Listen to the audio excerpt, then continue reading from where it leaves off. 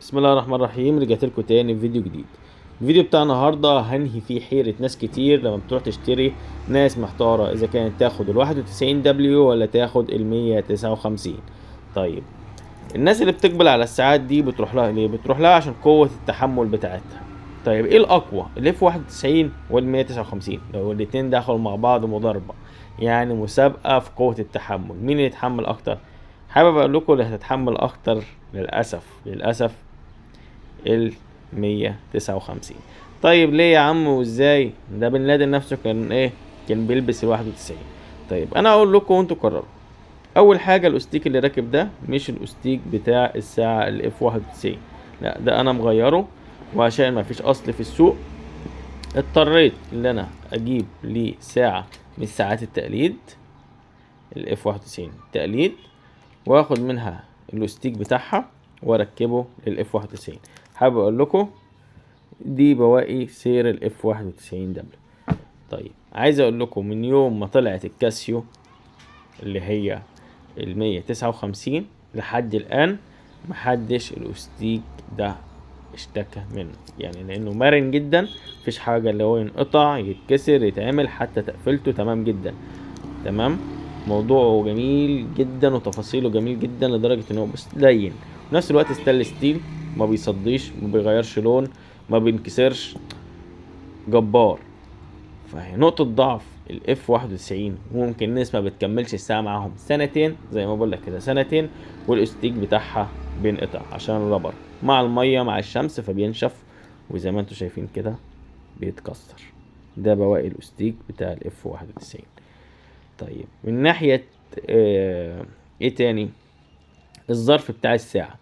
حابب برضو اقول لكم على بند، يمكن الاف 91 159 مقاربين من ناحية الظرف، من ناحية قوة الظرف، بس اللي يغلب في الظرف شوية الاف 91. يعني احنا اكترية الصيانات اللي بتجيلنا عايزة ظرف من ال 159 مش من الاف 91. يعني ال 91 ديت الظرف بتاعها الماتيريال بتاعه اقوى، لان الماتيريال بتاع الاف 91 او ال 159 الاتنين ده بلاستيك يعتبر. تمام، فبس هنا الماتيريال بتاع ال 91 اللي هو الاف 91 اقوى وبيستحمل اكتر. لو بصينا كده تقفلها او العرض بتاع الودن نفسها اعرض سنة من الودن دي، بس بامانه يعني ما بيجيليش كتير اف 91 الظرف بتاعها مكسور من ناحيه الودن، لان هي متامن عليها بالحته دي، فماسكين في بعض. انا اوصلها لكم ازاي المعلومه؟ بصوا كده معايا، الودن من هنا نضرب لكم الفلاش عليها، الودن من هنا طالعه ماسكه بالمستقيم ده كده ونازله كده. تمام، اسطمبه واحده، فالودن بتستحمل. لكن تعالى هنا كل ودن مستقله بذاتها، فسهل انه ينكسر كده او ينكسر كده مع لفه الاستيك الناحيه دي فوارد ان هي تنكسر.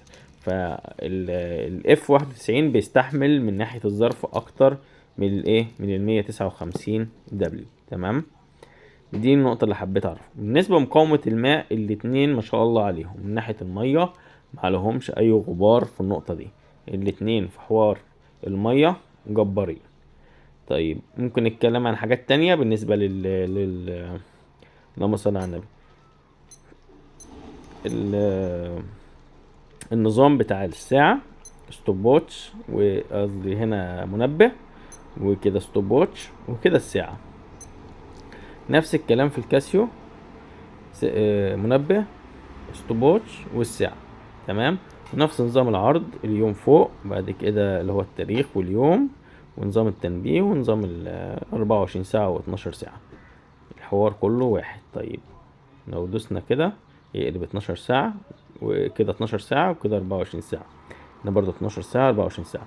بس احنا عاملين الفيديو لغرض واحد بس، هل قوة التحمل واحدة؟ لا، هو في نقط ضعف ونقط قوة بالنسبة للساعة الاف 91. زي ما قلت لكم نقطة الضعف بتاعها في الاستيك، نقطة القوة في الظرف، القوة بتاعتها نقطتها في الظرف. ال اسمه دوت ال 159 نقطة القوة بتاعتها في الاستيك ونقطة الضعف بتاعها في الظرف. تمام. لكن المية والتقفيل الاتنين جبارين بصراحة، منقدرش نقول عليهم حاجة. تعال نتكلم عن بند تاني، بند المهم جدا. اي انسان لما بيحب يشتري اي حاجة، موبايل، جهاز، اي حاجة، بيسأل للشخص نفسه لما يروح يشتري هل متوفر قطع الغيار.